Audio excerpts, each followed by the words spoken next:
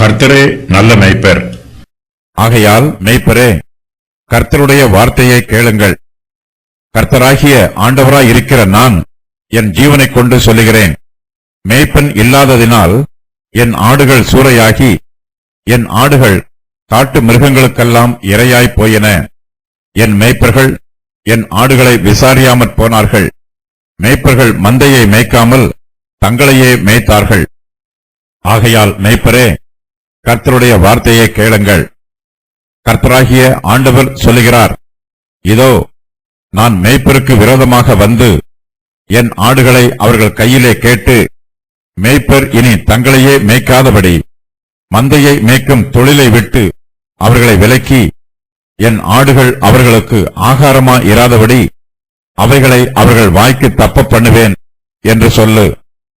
கர்த்தராகிய ஆண்டவர் சொல்லுகிறது என்னவென்றால், இதோ நானே என் ஆடுகளை விசாரித்து அவைகளை தேடி பார்ப்பேன். ஒரு மேய்ப்பன் சிதறுண்ட தன் ஆடுகளின் நடுவே இருக்கிற நாளில் தன் மந்தையை தேடிக்கொண்டிருக்கிறது போல, நான் என் ஆடுகளை தேடி மப்பும் மந்தாரமுமான நாளிலே அவைகள் சிதறுண்டு போன எல்லா இடங்களிலும் இருந்து அவைகளை தப்பி வர பண்ணி, அவைகளை ஜனங்களிடத்திலிருந்து புறப்படவும் தேசங்களிலிருந்து சேரவும் பண்ணி, அவைகளுடைய சுய தேசத்திலே அவைகளை கொண்டு வந்து இஸ்ரவேல் மலைகளின் மேலும் ஆறுகள் அண்டையிலும் தேசத்தின் சகல வாசஸ்தலங்களிலும் அவைகளை மேய்ப்பேன். அவைகளை நல்ல மேய்ச்சலிலே மேய்ப்பேன். இஸ்ரவேலுடைய உயர்ந்த மலைகளில் அவர்களுடைய தொழுவம் இருக்கும். அங்கே அவைகள் நல்ல தொழுவத்தில் படுத்துக்கொள்ளும். இஸ்ரவேலின் மலைகளின் மேல் நல்ல மேய்ச்சலை மேயும். என் ஆடுகளை நான் மேய்த்து அவைகளை நான் மடக்குவேன் என்று கர்த்தராகிய ஆண்டவர் சொல்லுகிறார். நான் காணாமற் போனதை தேடி துரத்துள்ளதை திரும்ப கொண்டு வந்து, எலும்பு முறிந்ததை காயம் கட்டி நசல் கொண்டதை திடப்படுத்துவேன்.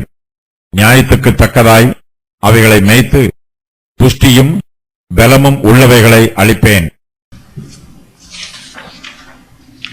கர்த்தர் இஸ்ரவேலின் மேய்ப்பர் மீது கோபமாயிருக்கிறார்.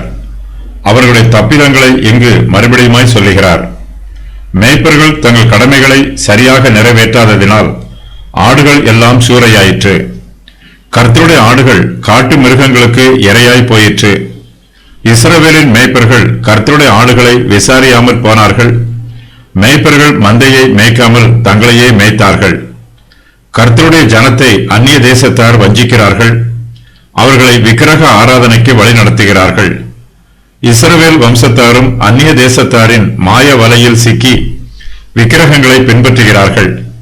விக்கிரகங்களுக்கு தூபம் காட்டுகிறார்கள். கர்த்தருடைய ஜனத்தார் தங்களை வஞ்சிக்கிறவர்களுக்கு இரையாகிறார்கள். இஸ்ரவேல் தேசத்தின் மீது கல்தையர்கள் யுத்தம் பண்ண வந்தார்கள். அவர்கள் கர்த்தருடைய ஜனத்தை சிறைப்பிடித்து தங்கள் தேசத்திற்கு கொண்டு போனார்கள். இஸ்ரவேலின் மேய்ப்பர்களோ கர்த்தருடைய இஸ்ரவேல் வம்சத்தாரை அவர்களுடைய சத்துருக்களின் கைகளில் இருந்து பாதுகாக்கவோ அல்லது மீட்கவோ எந்த நடவடிக்கையும் எடுக்கவில்லை. இஸ்ரவேலின் தேவனாகிய கர்த்தர் இஸ்ரவேலின் மேய்ப்பருக்கு விரோதமாக இருக்கிறார். மேய்ப்பர்கள் கர்த்தருடைய கோபத்தை புரிந்து கொள்ள வேண்டும். இஸ்ரவேலின் மேய்ப்பர் ஒவ்வொருவரும் கர்த்தருக்கு கணக்கு ஒப்புவிக்க வேண்டும். தங்களுடைய கடமைகளை பற்றியும் கர்த்தர் தங்களிடத்தில் ஒப்படைத்த ஆடுகளை பற்றியும் மேய்ப்பர்கள் கர்த்தருக்கு கணக்கு கொடுக்க வேண்டும். கர்த்தர் மேய்ப்பருக்கு விரோதமாக வருவார். அவர் தம்முடைய ஆடுகளை அவர்கள் கையிலே கேட்பார். மேய்ப்பர்களால் கர்த்தருடைய ஆடுகளை அவரிடத்தில் திரும்ப கொடுக்க முடியாது. மேய்ப்பர்கள் ஆடுகளை சரியாக கவனியாததினால் அவை சிதறுண்டு போயிற்று. சிதறுண்டு போனவைகள் காட்டு மிருகங்களுக்கு இரையாயிற்று. மேய்ப்பர்களும் கொழுத்த ஆடுகளை தங்களுக்காக அடித்து தின்று போட்டார்கள். இப்படிப்பட்ட பொறுப்பில்லாத மேய்ப்பர்களால் கர்த்தருக்கு கணக்கு கொடுக்க முடியாது. கர்த்தர் தம்முடைய ஆடுகளை அவர்கள் கையிலே கேட்கும் போது அவர்களால் அந்த ஆடுகளை கர்த்தரிடத்தில் திரும்ப கொடுக்கவும் முடியாது. கர்த்தருடைய கோபம் இஸ்ரவேலின் மேய்ப்பருக்கு விரோதமாக வரும். கர்த்தர் மேய்ப்பர்களுக்கு கொடுத்த ஊழியத்தை அவர்கள் விட்டு விலக்குவார். தம்முடைய மந்தையை மேய்க்கும் தொழிலை விட்டு அவர்களை விலக்கி விடுவார். கர்த்தருடைய ஆடுகள் இனிமேல் அவர்களுக்கு ஆகாரமாய் இருக்காது. கர்த்தர் தம்முடைய ஆடுகளை அவர்களுடைய வாய்க்கு தப்ப பண்ணுவார். மேய்ப்பர்களால் இனிமேல் தங்களையே மேய்க்க முடியாது. கர்த்தர் அவர்களிடத்தில் இருந்து மேய்க்கும் தொழிலை விலக்கி போடுகிறார். மேய்ப்பர்கள் ஆடுகளை மேய்க்கவில்லை, ஆனால் அவர்கள் மந்தையை மேய்ப்பது போல மாய்மாலம் பண்ணினார்கள். மந்தையை மேய்க்காமலேயே அதை மேய்த்ததாக கணக்கு சொன்னார்கள். அவர்கள் மனுஷரை ஏமாற்றலாம், ஆனால் தங்களிடத்தில் ஒப்புவிக்கப்பட்டிருக்கிற ஆடுகளை கூட ஏமாற்றலாம். ஆனால் அவர்களால் கர்த்தரை ஏமாற்ற முடியாது. கர்த்தர் இஸ்ரவேலின் மேய்ப்பருக்கு விரோதமாக வந்து தம்முடைய ஆடுகளை அவர்கள் கையிலே கேட்பார். மாயக்காரரான அவர்களை மந்தையை மேய்க்கும் தொழிலை விட்டே விலைக்கு வைத்து விடுவார். கர்த்தர் தம்முடைய மந்தையின் மீது கரிசனையோடு இருக்கிறார். மேய்ப்பர் இல்லாத ஆடுகள் தகப்பன் இல்லாத பிள்ளைகளைப் போல் இருக்கிறார்கள். திக்கற்ற பிள்ளைகளுக்கு இரக்கம் காண்பிக்க வேண்டும். யூதர்கள் இப்போது அந்நிய தேசத்து சிறையிருப்பில் இருக்கிறார்கள். கர்த்தர் அவர்களை விடுதலை பண்ணுவார். அவர்களுடைய சொந்த தேசத்திற்கு அவர்களை அழைத்து வந்து அங்கே அவர்களை மறுபடியுமாய் ஸ்தாபிப்பார். சிறையிருப்புக்கு போன யூதர்கள் தங்கள் தேசத்திற்கு திரும்பி வந்து அங்கே மறுபடியும் ஸ்தாபிக்கப்படுவார்கள். மேய்ப்பர்கள் கர்த்தருடைய வார்த்தையை கேட்க வேண்டும். கர்த்தர் இஸ்ரவேலின் மேய்ப்பருக்கு ஆறுதலான வார்த்தைகளை சொல்லவில்லை. அவர்கள் இனிமேல் ஆடுகளை மேய்க்கக்கூடாது. கர்த்தர் அவர்களை மந்தையை மேய்க்கும் தொழிலை விட்டே விலக்கி வைத்து விடுகிறார். இஸ்ரவேலின் மேய்ப்பர்கள் இஸ்ரவேல் வம்சத்தாரை சரியாக மேய்க்காததினால் அவர்கள் எல்லோரும் சிதறி போனார்கள். ஆடுகள் மேய்ப்பன் இல்லாமல் சிதறி போயிற்று. கர்த்தரோ சிதறிப்போன ஆடுகளை விசாரிப்பார், அவைகளை தேடி பார்ப்பார். ஒரு மேய்ப்பன் சிதறுண்ட தன் ஆடுகளின் நடுவே இருக்கிற நாளில் தன் மந்தையை தேடிக்கொண்டிருப்பார்.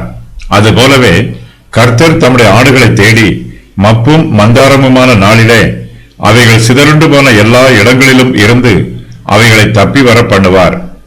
கர்த்தர் அந்த ஆடுகளை புறஜாதி ஜனங்களிடத்தில் இருந்து புறப்படவும் தேசங்களில் இருந்து சேரவும் பண்ணுவார். கர்த்தர் அந்த ஆடுகளை அவைகளுடைய சுய தேசத்திலே கொண்டு வருவார். இஸ்ரவேல் மலைகளின் மேலும் ஆறுகள் அண்டையிலும் தேசத்தின் சகல வாசஸ்தலங்களிலும் அவைகளை மேய்ப்பார். கர்த்தர் தம்முடைய ஆடுகளை நல்ல மேய்ச்சலில் மேய்ப்பார். இஸ்ரவேலுடைய உயர்ந்த மலைகளில் அவைகளுடைய தொழுவம் இருக்கும். அங்கே அவைகள் நல்ல தொழுவத்தில் படுத்துக்கொள்ளும். இஸ்ரவேலின் மலைகளின் மேல் நல்ல மேய்ச்சலை மேயும். கர்த்தர் சிதறிப்போன ஆடுகளை கூட்டிச் சேர்க்கிறார். அவற்றை தம்முடைய மந்தையில் கொண்டு வந்து சேர்க்கிறார். கர்த்தருடைய ஆடுகள் காணாமல் போனாலும் கர்த்தர் அவற்றை கரிசனையோடு விசாரித்து தேடி பார்ப்பார். கர்த்தர் காணாமல் போன ஆடுகளை கண்டுபிடித்து அவற்றை தம்முடைய தோளின் மீது சுமப்பது போல சுமந்து தம்முடைய மந்தைக்கு கொண்டு வருவார். ஆடுகள் மப்பும் மந்தாரமுமான நாளிலே சிதறி போயிற்று. ஆடுகளுக்கு வெளிச்சம் இல்லாததினால் பாதை தெரியவில்லை. கர்த்தரோ தம்முடைய தெய்வீக பராமரிப்புகளினால் தம்முடைய ஆடுகளுக்கு அடைக்கப்பட்டிருக்கிற கதவுகளை திறந்து கொடுப்பார். அவர்கள் போகும் வழியில் இருக்கிற எல்லா தடை கற்களையும் இடையூறுகளையும் கர்த்தர் தாமே நீக்கி போடுவார். கர்த்தர் தம்முடைய ஆடுகளை மேய்ப்பார். அவர் தம்முடைய ஆடுகளை மடக்குவார். கர்த்தர் காணாமல் போன ஆடுகளை விசாரித்து அவைகளை தேடி பார்ப்பார். துரத்துண்ட ஆடுகளை திரும்பவும் தம்முடைய தொழுவத்தில் கொண்டு வந்து சேர்ப்பார். எலும்பு முறிந்த ஆடுகளுக்கு காயம் கட்டுவார். நசல் கொண்ட ஆடுகளை திடப்படுத்துவார்.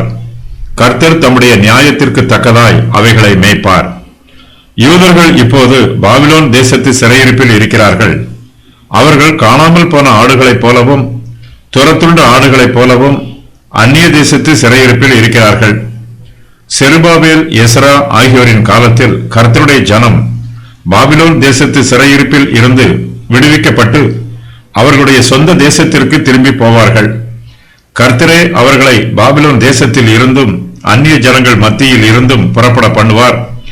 அவர்களை கானான் தேசத்திலே சேரவும் பண்ணுவார். இஸ்ரவேல் வம்சத்தாருக்கு கானான் தேசமே அவர்களுடைய சுய தேசமாகும். கர்த்தர் பாபிலோன் தேசத்து சிறையிருப்பில் இருந்த யூதர்களை அவர்களுடைய சொந்த தேசத்திற்கு கொண்டு வருவார்.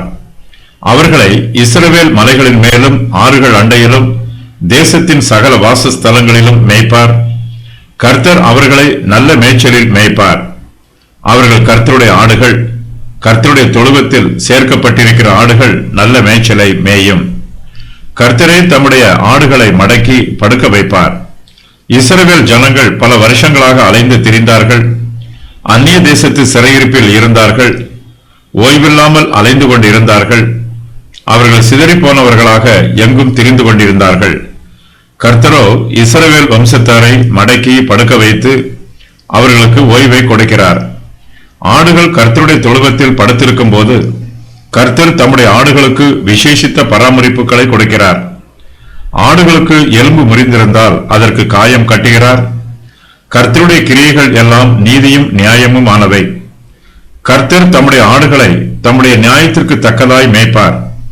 கர்த்தருடைய ஆடுகள் அவருடைய தொழுவத்தில் படுத்திருக்கும் போது அவற்றின் காயங்கள் குணப்படுத்தப்படும். நிறைவேறிய முன் அறிவிப்புகள்.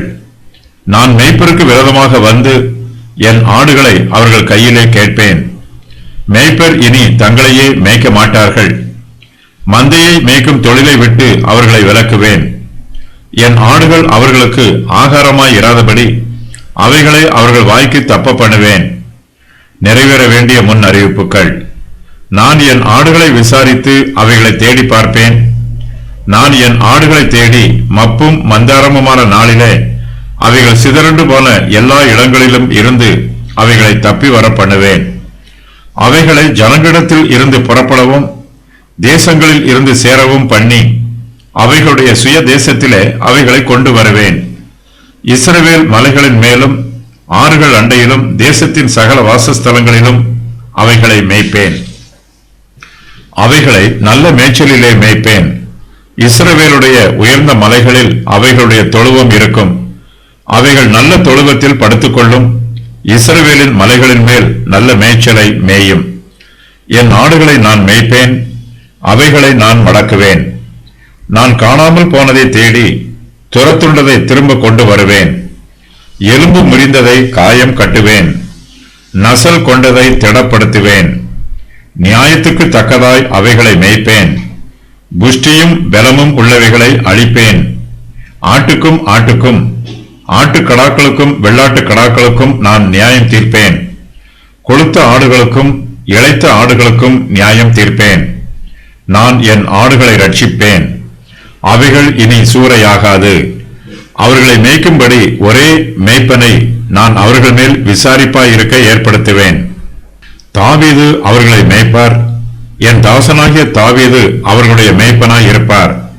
நான் அவர்களுக்கு தேவனாக இருப்பேன். என் தாசனாகிய தாவீது அவர்கள் நடுவில் அதிபதியாயிருப்பார். நான் அவர்களோடு சமாதான உடன்படிக்கை செய்வேன். துஷ்ட மிருகங்களை தேசத்தில் இராதபடிக்கு ஒழிய பண்ணுவேன். அவர்கள் சுகமாய் வனாந்தரத்தில் தாபரித்து காடுகளில் நித்திரை பண்ணுவார்கள். நான் அவர்களையும் என் மேட்டின் சுற்றுப்புறங்களையும் ஆசீர்வாதமாக்குவேன். ஏற்ற காலத்திலே மழையை பெய்ய பண்ணுவேன். ஆசீர்வாதமான மழை பெய்யும். வெளியின் விருட்சங்கள் தங்கள் கனியை தரும். பூமி தன் பலனை கொடுக்கும். அவர்கள் தங்கள் தேசத்தில் சுகமாய் இருப்பார்கள். நான் அவர்கள் நுகத்தின் கயிறுகளை அறுத்து அவர்களை அடிமை கொண்டவர்களின் கைக்கு அவர்களை நீங்களாக்கி விடுவிக்கும் போது நான் கர்த்தர் என்று அறிந்து கொள்ளுவார்கள். இனி அவர்கள் புறஜாதிகளுக்கு கொள்ளையாவதில்லை. பூமியின் மிருகங்கள் அவர்களை பட்சிப்பதும் இல்லை. தத்தளிக்க பண்ணுவார் இல்லாமல் சுகமாய் தங்குவார்கள். நான் அவர்களுக்கு கீர்த்தி பொருந்திய ஒரு நாட்டை எழும்ப பண்ணுவேன். அவர்கள் இனி தேசத்திலே பஞ்சத்தால் வாரிக்கொள்ளப்படுவதில்லை. அவர்கள் இனி புறஜாதிகள் செய்யும் அவமானத்தை சுமப்பதில்லை. தங்கள் தேவனாகிய கர்த்தராய் இருக்கிற நான் தங்களோட இருக்கிறதை அவர்கள் அறிந்து கொள்வார்கள். இஸ்ரவேல் வம்சத்தாராகிய தாங்கள் என் ஜனமாய் இருக்கிறதை அவர்கள் அறிந்து கொள்வார்கள். மேய்ப்பர்கள் மீது நியாய தீர்ப்பு வருவதற்கு காரணங்கள். எசேக்கியேல் 34 1 முதல் 7 வரை உள்ள வசனங்களில் கூறப்பட்டிருக்கும் பாவங்கள். தேவனுடைய ஆடுகள் சூறையாயிற்று. தேவனுடைய ஆடுகள் காட்டு மிருகங்களுக்கெல்லாம் இரையாய் போயின.